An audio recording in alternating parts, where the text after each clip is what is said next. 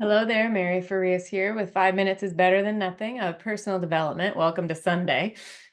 So we are studying my book, How to Study Napoleon Hill's Think and Grow Rich.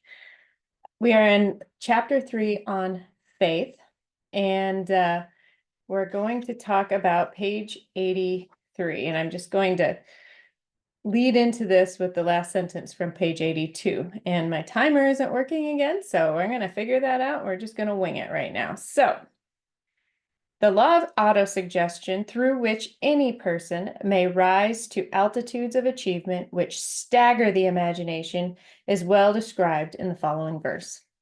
If you think you are beaten, you are. If you think you dare not, you don't.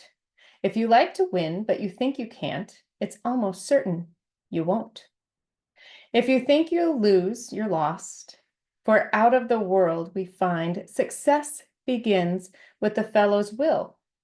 It's all in the state of mind. If you think you are outclassed, you are. If you've got to think high to rise. You've got to be sure of yourself before you can ever win a prize.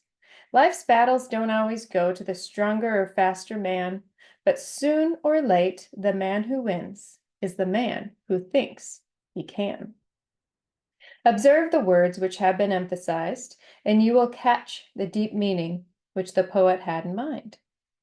Somewhere in your makeup, perhaps in the cells of your mind, of your brain, there lies sleeping the seed of achievement, which, if aroused and put into action, would carry you to heights such as you may never have hoped to attain. Just as a master musician may cause the most beautiful strains of music to pour forth from the strings of a violin, so may you arouse the genius which lies asleep in your brain and cause it to drive you upward to whatever goal you may wish to achieve. Abraham Lincoln was a failure at everything he tried until he was well past the age of 40. He was a Mr. Nobody from nowhere until a great experience came into his life, aroused the sleeping genius within his heart and brain, and gave the world one of its really great men. That experience was mixed with the emotions of sorrow and love. It came to him through Anne Rutledge, the only woman whom he ever truly loved. All right. Well, this poem that he talks about on this page tells us everything we need to know about reaching our goals. If we think we can't do it, we're beat. It's what it comes down to. If we think we can, we can. Because think about it, if you think you can, why would you stop? Right? You're only a failure if you stop trying, if you stop putting forth effort to that which you want to achieve. So if you think you can, there's nothing that can stop you. Because what's the point of stopping? You know you can do it, right?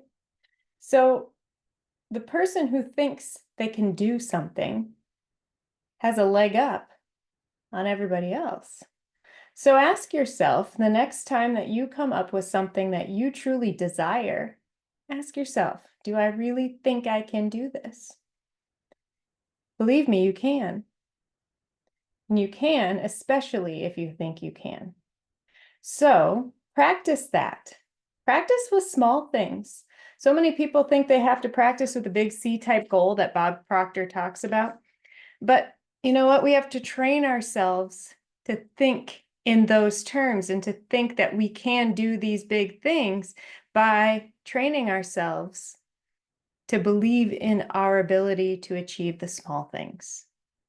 So begin thinking in a positive way about the day-to-day things that you are looking to accomplish.